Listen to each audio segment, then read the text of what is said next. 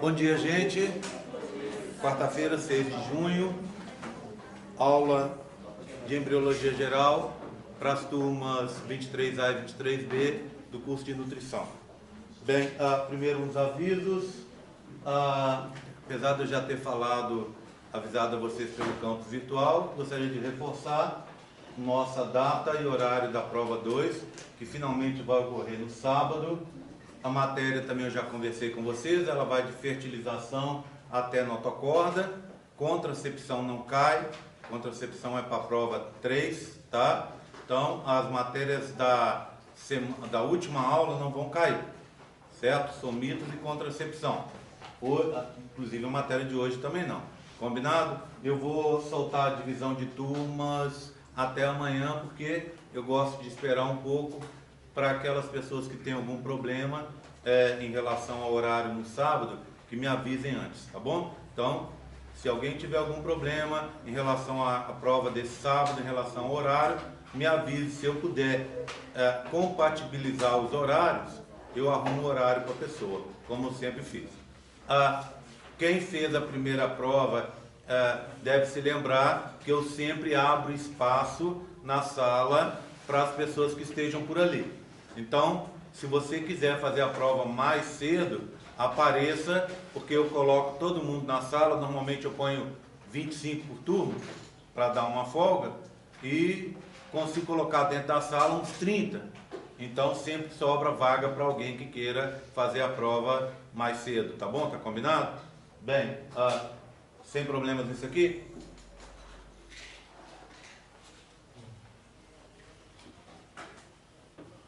Bem, eu queria, antes de falar de sistema nervoso, pegar e mostrar para vocês um modelo que chegou, né?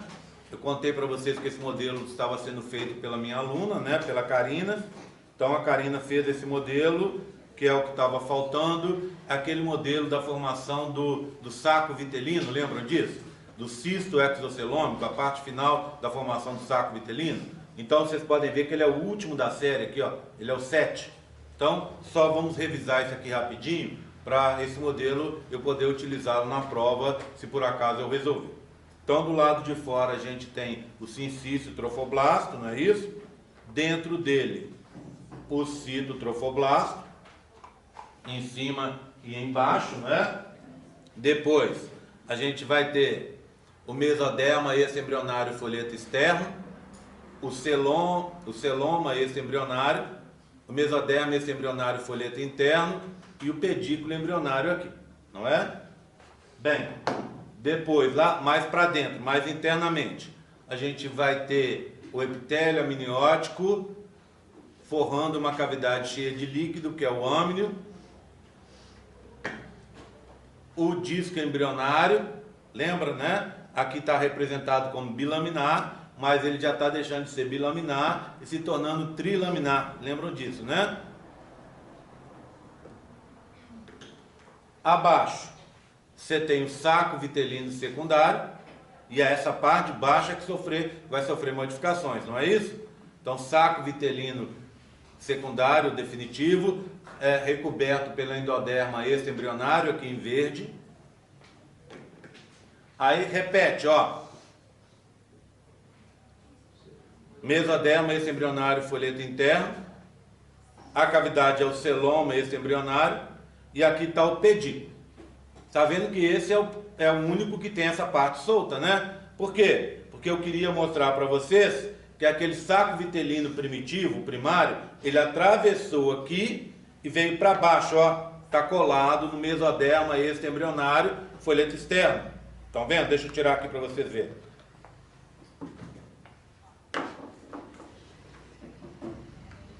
Está colado aqui, tá vendo? Viu? Do lado de fora ele tem um vermelho escuro. Por quê? Porque ele é recoberto por esse aqui, não é? Lembra que no outro modelo ele estava aqui em cima? Ele atravessou e levou a membrana junto com ele. Então tá aqui, ó. Mesoderma extraembrionário, folheto interno, não é isso? Tá? E lá dentro tá de rosa. Por quê? Se vocês se lembram, a membrana de Heuser era rosa. Então, esse aqui é o cisto exocelômico, que vai desaparecer depois. Concorda comigo? Tá? Então, se você se lembrar, no modelo anterior, o modelo 6, essa bolinha estava aqui, ó. Estava aqui. Né? Aí ela atravessou, foi para baixo, e aqui ela vai desaparecer como cisto exocelômico. Tudo bem? Então, esse era o último que eu tinha para mostrar para vocês. É aquele que eu fiquei devendo, porque Karina estava fazendo esse modelo. Quando eu estava dando aula, eu achei que faltava esse para mostrar, e ela em 2 semanas ela fez esse modelinho aqui para eu poder mostrar para vocês. Tudo bem? Tá? Bem, então o assunto de hoje é sistema nervoso. Tá? Sistema nervoso, ele é o primeiro sistema a se formar, porque ele tem um papel indutor. Ele libera compostos para que outros sistemas se formem, outras estruturas se formem. Tá? Então, ele vai ser primeiro a se formar, e indícios da formação do sistema nervoso começam com 14 dias, ou seja, no final da segunda semana. Mas as estruturas do sistema nervoso vão começar a ser vistas uns 3, 4 dias depois, a partir do 17º, 18º dia. Isso eu estou falando do ser humano, tudo bem? Tá? Bem, apesar de ser o primeiro a se formar, ele é o último a terminar a sua formação. E talvez não termine nunca. Por quê? Porque pesquisas modernas dizem que acontece uma remodelação desse sistema nervoso ao longo da vida. O que é surpreendente, porque até alguns anos atrás tinha-se uma visão que o sistema nervoso se formava até a infância. E é verdade, tá? A maioria do sistema nervoso se forma até a infância. E as conexões entre as células nervosas e entre essas células nervosas e células efetoras, quais são as células efetoras? Uma própria célula nervosa, uma célula muscular, uma célula glandular, uma célula de qualquer célula do organismo, tá? Vai ser ativada pelo sistema nervoso. A maioria das células do organismo vai ser ativada pelo sistema nervoso. Essas conexões aconteciam, segundo as pessoas, até os 8 anos de idade, tá? Essas conexões a gente chama de sinapses. Hoje a gente sabe que pelo menos em alguns locais específicos, por exemplo, numa área do cérebro que a gente chama de hipocampo, nessa área acontecem essas conexões e a formação de novos neurônios depois da idade adulta. Tá? Então, pode ser que a gente venha descobrir que em outras áreas isso também aconteça. Tá? Bem, mesmo que isso não acontecesse, o sistema nervoso, ao longo da vida, ele sofre transformações. Por quê? Porque cada célula nervosa, células nervosas a gente chama de neurônios, não é isso? Cada neurônio, ele se conecta com mais ou menos 2.000 outras células. Outros neurônios, outras células efetoras. Tá? Lembra daquela história dos prolongamentos que a gente chama dendritos? Então ele tem mais ou menos cada um, em média, tá? 2.000 dendritos. Muita coisa, né? Muito além do que a gente pensa. Claro que tem alguns que tem bem menos e tem outros que até tem mais do que isso, tá? Estou falando em média. Bem, o problema é que essas conexões, elas não são totalmente utilizadas. Várias dessas conexões vão ficar subutilizadas. E aí, ao longo da vida, você pode implementar essa utilização dessas conexões que estão, entre aspas, paradas. Tá? E como você faz isso? Para a gente entender como você faz isso, a gente precisa entender como funciona o sistema nervoso. Grosseiramente, você tem 3 tipos de neurônios. O neurônio sensitivo, que é sensorial, que vai pegar as informações do corpo e do meio ambiente, por exemplo, está nos órgãos dos sentidos, está na minha pele, por exemplo, e internamente nos meus órgãos. Esse neurônio sensitivo, ele vai pegar a informação e levar para o sistema nervoso central. O que é o sistema nervoso central? A medula e o encéfalo. Dentro do encéfalo eu tenho uma parte que muitas vezes as pessoas chamam erroneamente, como sinônimo, uma parte chamada cérebro. Cérebro e encéfalo não são a mesma coisa. Por quê? Porque no encéfalo eu tenho outras partes além do cérebro. Ok? Tudo bem? Então isso aí vocês precisam se lembrar. Tá? Então eu tenho no encéfalo cérebro, cerebelo, ponte, bulbo, diencéfalo, mesencéfalo, eu tenho uma série de estruturas, tá vendo? E o cérebro também, tá ali. Bem, então voltando ao assunto, eu tenho os neurônios sensitivos e eu tenho os neurônios motores. Neurônios motores é aqueles que vão levar a informação para que alguma coisa aconteça. Mover um braço, fazer a digestão do meu café da manhã, que está acontecendo agora, estar pensando no assunto sistema nervoso para poder dar aula para vocês, tudo isso depende de neurônios efetores, concordam comigo? Os neurônios que são, a gente chama de motores, ok? Tá? Conectando os dois grupos, os sensitivos com os motores, eu tenho os neurônios que são os mais importantes de todos, que são os chamados neurônios associativos ou interneurônios. Eles conectam a informação que está chegando do meu corpo e do meio ambiente com aquela outra informação para acontecer uma ação.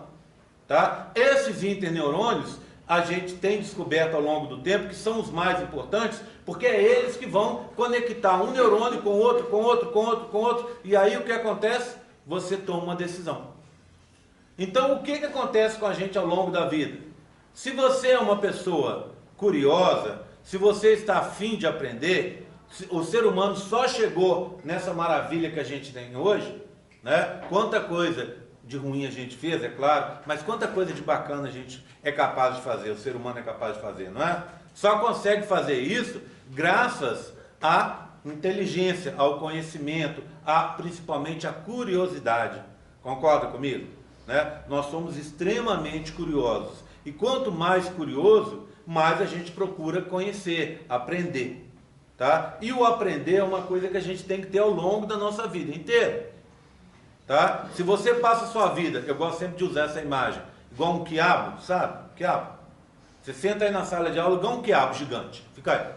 O professor fala o que for, a babinha até desce, né? Você não está nem aí, né? Aí o que acontece? Chega em casa, as coisas estão acontecendo, não está nem aí. Vai ter uma eleição presidencial, né? Para talvez a gente conseguir melhorar um pouco esse país que a gente vive, você também não está nem aí. Ou seja, você não está nem aí para nada. Não é verdade? E aí o que acontece? Você acaba, porque inteligência e curiosidade é assim. A gente tem que estar, a gente naturalmente, a gente nasce curioso. Mas a gente pode matar isso também na gente. E aí, um processo de emburrecimento toma conta da gente. Né? Sabe aquela pessoa que não está afim de nada? Né? Aquela pessoa que está bloqueada, que não quer saber de nada? Você acaba virando isso aí. Não é? E, do lado contrário, quando você exercita a curiosidade, mais bacana as coisas vão acontecendo. Mais curioso você vai sendo, no bom sentido, né? Você vai querendo aprender mais. E o aprendizado é muito bacana, porque aprendizado é cumulativo. É um bem que você tem, né? Meus pais, por exemplo, eu vim de uma família pobre, bem pobre. Meu pai sempre me disse o seguinte, que a única coisa que ele podia me dar era o estudo e o conhecimento. Graças a Deus eu tenho uma vida bem melhor do que a dele, né? Posso ajudá-lo, inclusive, etc, etc, né? Então, assim, essa é a chave para todo mundo, é correr atrás de aprender. E como se aprende? Eu aprendo estudando, é verdade. Eu aprendo assistindo a aula do Germe, muito certo, concorda? Coisa mais importante, tá? Brincadeira, mas o que acontece?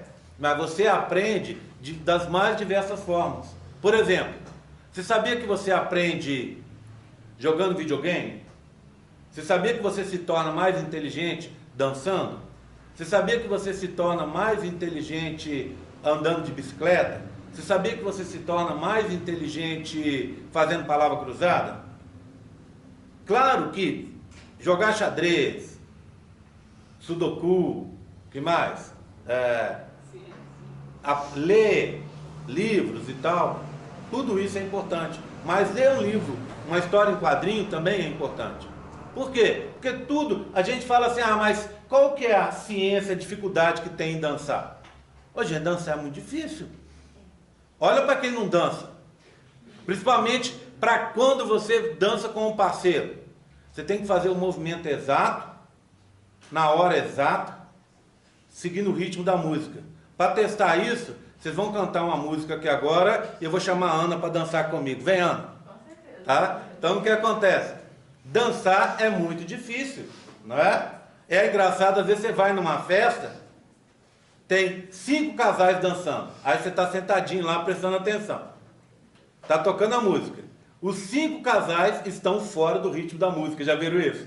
É incrível, você fala, gente, está tocando uma música nesse ritmo, tem 3 casais mais acelerados e 2 casais mais lentos, no ritmo da música, ninguém. Por quê? Porque dançar é difícil. Você vai falar assim, aprender a jogar videogame, jogando videogame, isso é impossível. Claro que não. Quem joga videogame sabe a dificuldade que é. Não é? Você pegar, fazer os movimentos certos, saber as informações certas, no momento exato, para fazer esse movimento lá no joguinho, senão você não consegue as coisas. Né? A gente às vezes não dá valor, mas é extremamente importante. Tá? Claro que você não vai passar sua vida só jogando videogame. Aí você está empobrecendo demais sua vida. Né? Mas, quanto mais possibilidades e desafios você der para você, mais inteligente você vai ficar. E é um processo cumulativo. Até um tempo atrás, tinha aquela história de QI. O que é o QI? QI, coeficiente de inteligência, que era o quê? Era dado pelo número de informações que você tem. Hoje em dia mudou um pouco a conceituação de inteligência. Inteligente não é só aquele que tem informações, mas é aquele que sabe usar melhor as informações. Não adianta eu saber de tudo, ter aquele monte de informações enciclopédicas e não saber usar. Às vezes a pessoa que sabe menos, mas que sabe usar melhor as coisas, é mais inteligente do que eu. O que acontece? Você tem que saber usar. Como você sabe usar? Treinando. Com essas coisas que eu falei e outras. Vou assistir uma novela, né? Pode ser mais inteligente na hora da novela? Claro. De novo, se você não ficar igual um tomate, igual um quiabo sentado em frente da televisão, né? Se você tiver um senso crítico a respeito daquilo, pode também, não é verdade? Mas se não tiver, aí não adianta. Aí o que acontece?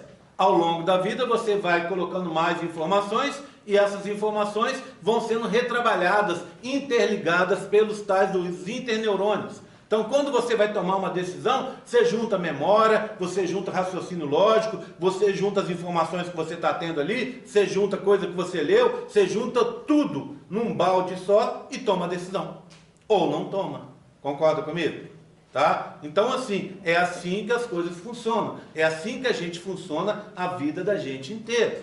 Não é? Então, é assim que as coisas vão para frente. Se você não fizer assim, se você não estiver testando isso aí, não estiver trabalhando isso aí, você para no tempo. Né? Do mesmo jeito, um aluno que faz uma disciplina igual a minha, ou outras tantas que tem aqui, que está aqui e não quer estudar. Aí realmente não tem jeito. Né? É que nem o cara que está andando de bicicleta e não quer pedalar. Não é verdade? Tem jeito? Vai cair, não vai? Né? Uma hora vai cair. Do mesmo jeito, o cara está estudando, vem para cá, vem para a UFLA, larga a casa. Podia estar em casa agora, ó, o friozinho, hein? Deitadinho, debaixo do edredom, agora quietinho, vendo Bom Dia Brasil, Ana Maria Braga, lá quietinho, né? Bem quietinho, só com as orelhinhas de fora. Não, está aqui. Está aqui, né? Então, o que acontece? Se está aqui, faça o serviço direito. Se levantou de manhã, termina o dia fazendo, botando a cabeça no travesseiro e sabendo, olha, o que eu fiz de bom hoje? De bom para mim? O que eu aprendi hoje? Isso é coisa que às vezes a gente tem que pensar. Né? Qual a lição que eu tive no dia de hoje? Porque a vida da gente passa, a gente nem vê. Né? Esse final de semana morreu um colega meu aqui, da UFLA, professor, que foi meu chefe de departamento aqui, ó, muito tempo. Semana passada eu vi ele na padaria, tem duas crianças aqui, 10 e 13 anos de idade. Né? Cara super gente boa. Sofreu um acidente na Fernão Dias, de uma hora para outra acabou. Já pensou? Você fala assim, mas eu sou novo. Ué, gente novo não morre não? Né? Mesmo que não morra, tomara que não, né? Mas assim, a vida da gente é super engraçada, que passa muito rápido. Tem hora que, quando a gente está fazendo coisa ruim, parece que é lento demais. Quando a gente está fazendo algumas coisas, parece que é rápido demais. Eu me lembro, há poucos anos atrás, ou há muitos anos atrás, eu assistindo aula. Eu sou capaz de sentar com vocês e contar milhares de casos das aulas que eu tive. E olha quanto distante que eu estou disso. Mas para mim parece que foi outro dia, tá vendo? Né? Eu estava falar em morrer, eu estava conversando com a minha mãe esse final de semana, e ela estava falando de um primo meu que morreu, que por sinal a história toda começou com o Raimundo, porque o Raimundo é da mesma cidade desse primo meu que morreu. Aí eu estava contando para ela o caso do Raimundo, e aí eu falei com ela, ele é de Itaquaraçu, igual o Roberto, meu primo, igual o Roberto era. Aí a gente foi pensar quanto tempo tinha morrido o Roberto. Para mim, tinha uns 2 anos. Já tem 9. Tá vendo? Então as coisas passam muito rápido.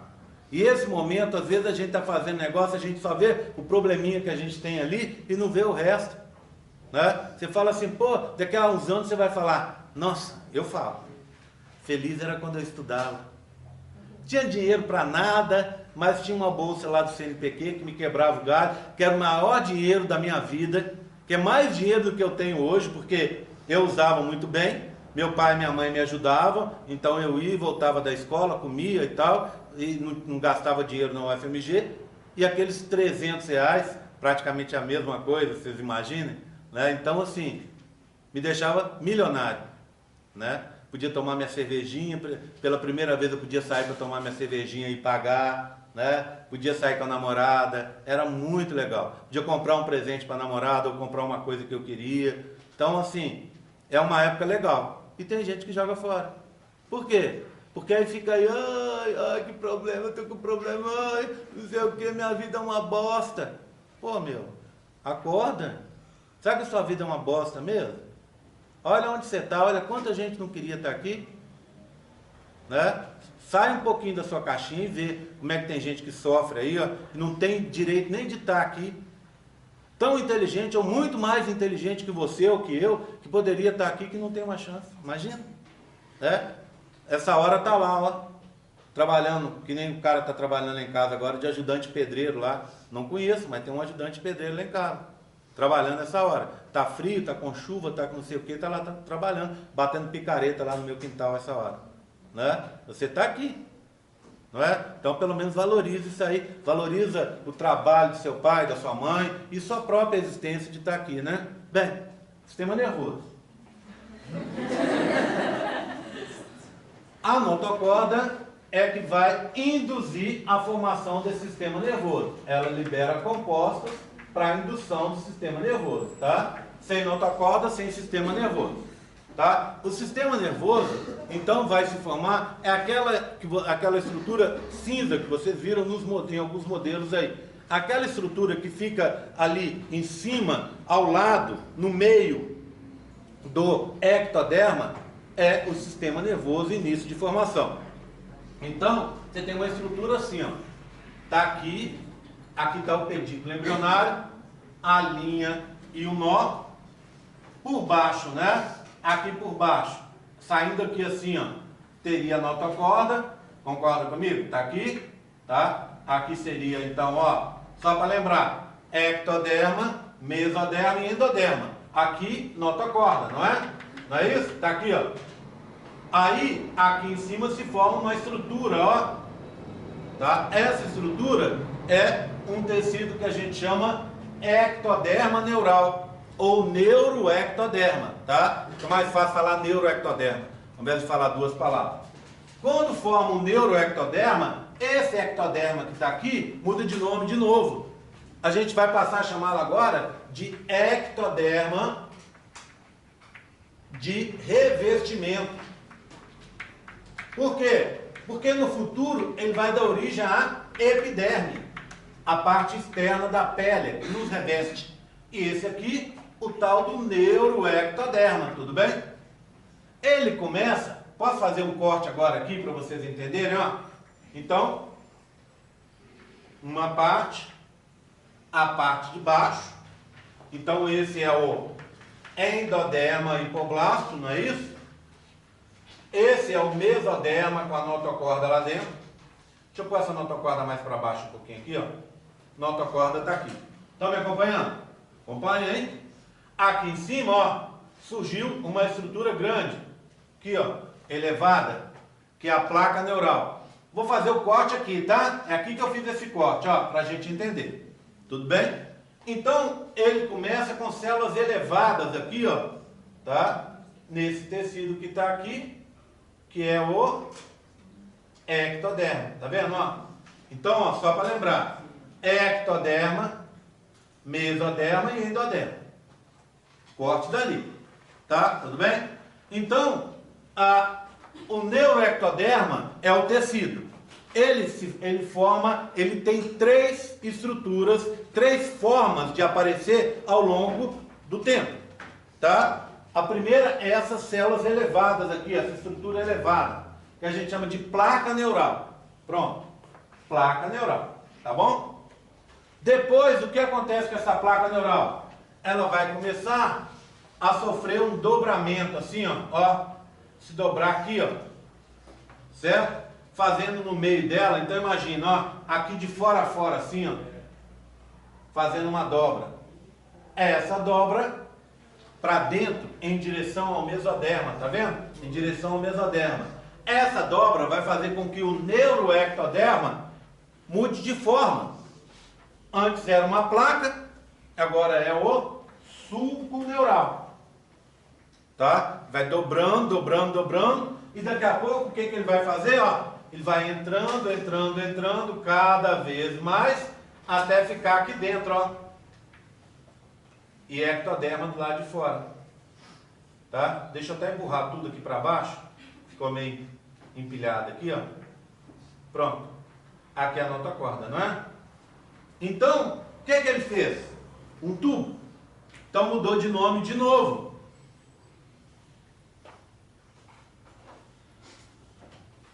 Guarda, por favor. Mudou de nome de novo. Era um sulco, virou um tubo. Então, ele vai se chamar agora tubo neural. Tá? Tubo neural.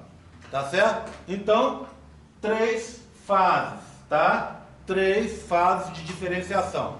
Essa fase, desde o surgimento até a formação do tubo, a gente chama de neurulação. É a primeira fase de formação do sistema nervoso. Neurulação. Tá? Ok? Bem, ela acontece aí dentro de uma semana, um pouco mais. Certo? Bem, só que quando ele começa a se fechar, vou usar esse desenho aqui, tá, gente? Ó, tirar aqui para vocês verem, ó. Olha o que ele faz. Primeiro, lembra que o embrião está crescendo, tá? Tudo bem? Ele está crescendo, cada vez mais, ficando grandão, tá? Então, eu vou colocar a linha e o nó primitivos pequenininhos aqui, ó. Tá certo? Aqui, ó, linha e nó, bem pequenininhos. Tudo bem? Aí, o sistema nervoso está se fechando. Só que ele vai deixar uma abertura aqui, ó. Ficou aberto aqui, ficou aberto aqui. Aqui, ó, daqui para cá, ele foi se fechando. Foi se fechando aqui, ó. Pelo meio, tá vendo? Ele vai se fechando pelo meio. E deixa uma abertura na frente e uma abertura atrás. Vou mostrar a abertura assim, fica mais fácil, ó. Uma abertura na frente e uma abertura atrás. Essas aberturas são como se fossem poros, não é? Então, poro no sistema nervoso. Abertura não é poro? Poro no sistema nervoso, neuróporo. Aqui na região anterior, neuróporo cefálico. Neuróporo cefálico. Tá aqui, ó. Tá? E aqui, não é região caudal? Neuróporo caudal. Certo? Esses neuróporos, essas aberturas, é porque o fechamento não chegou ali. Porque ele começa a se fechar pelo meio. Tá? Ele começa a se fechar pelo meio. Não começa a se fechar. O tubo começa a se formar pelo meio. Não vai se formar na região cefálica, primeiro, nem na região caudal. Na região mediana que ele começa.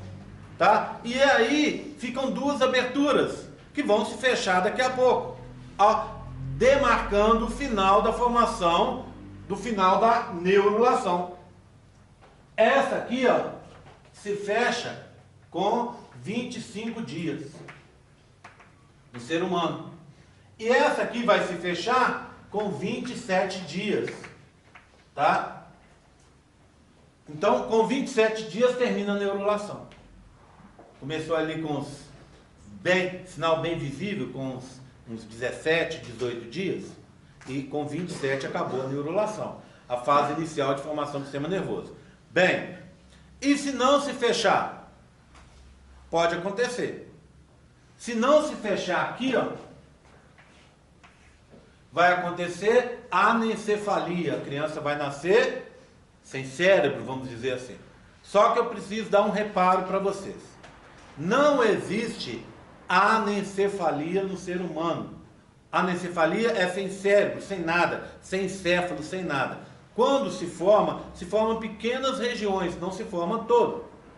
Tá? Então, ao invés da gente chamar de anencefalia, muita gente chama de merocefalia, que é o termo mais correto. Apesar de estar disseminado na imprensa popularmente, a criança nasceu sem cérebro, anencéfala, a gente fala normalmente, o termo médico é merocefalia, com pouco cérebro, tá? Regiões inteiras do cérebro, do encéfalo não se formaram. Tudo bem? Agora, e se acontece aqui, ó, não se fecha o caudal, dá uma exposição aqui atrás, ó, perto do bumbum, da espinha, da medula espinhal. A gente chama isso de espinha bífida, tá? Ela pode estar totalmente aberta ou ela pode estar só com uma pele, tá? Pode fazer um ovo assim como se fosse uma bolha, porque o líquido cefalorraquidiano passa lá e como não tem não se forma as vértebras e tal, aí fica tudo muito mole e aquilo pode ficar exposto. Bem, a anencefalia, não precisa nem falar, né? Incompatível com a vida. Espinha bífida, se não forem tomadas atitudes rápidas, você pode romper aqui e aí contaminar o sistema nervoso, o líquido cefalorraquidiano sair, etc, etc, e dar uma infecção que vai poder matar a criança, ou que vai, pelo menos, contaminar aquele sistema nervoso, tá? Então tem que ser tomado uma atitude muito rápida, certo? Bem, o que vai acontecer depois? A gente vai ver hoje lá na aula uma etapa que se chama dobramento, que o sistema nervoso, que o embrião, que está como se fosse uma panqueca, não é isso? Ele vai se dobrar, lado direito, lado esquerdo, frente e atrás, e vai ficar como se fosse um tubo, tá? É um tubo, porque ele tem uma abertura interna. E lá dentro vai ter um outro tubo. A gente diz que é um tubo dentro de outro.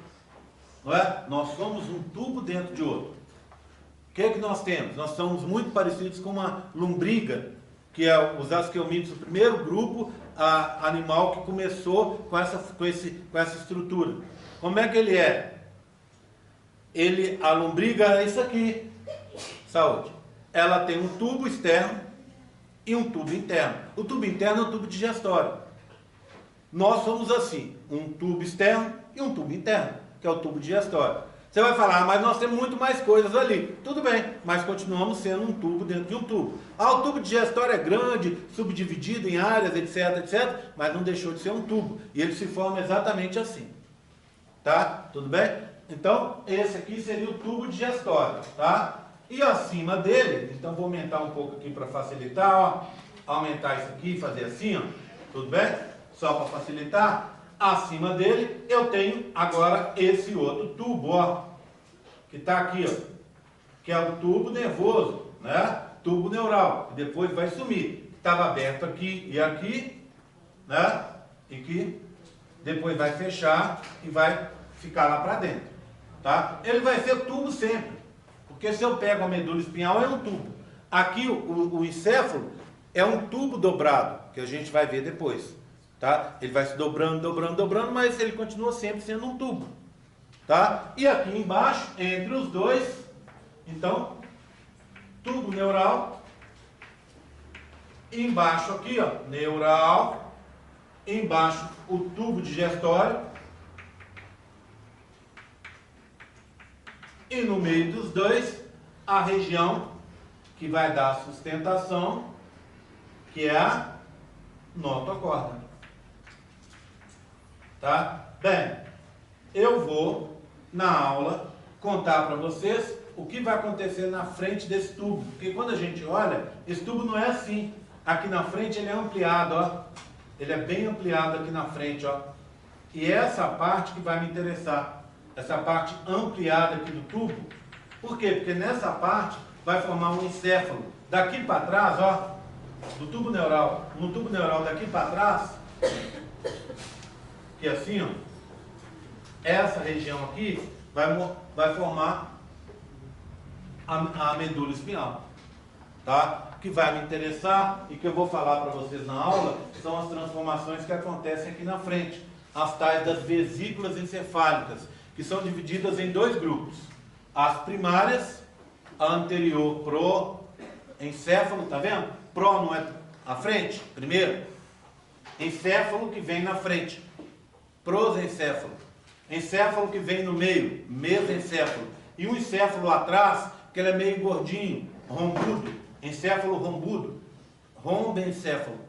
Essas são as vesículas primárias, que depois vão se transformar nas secundárias.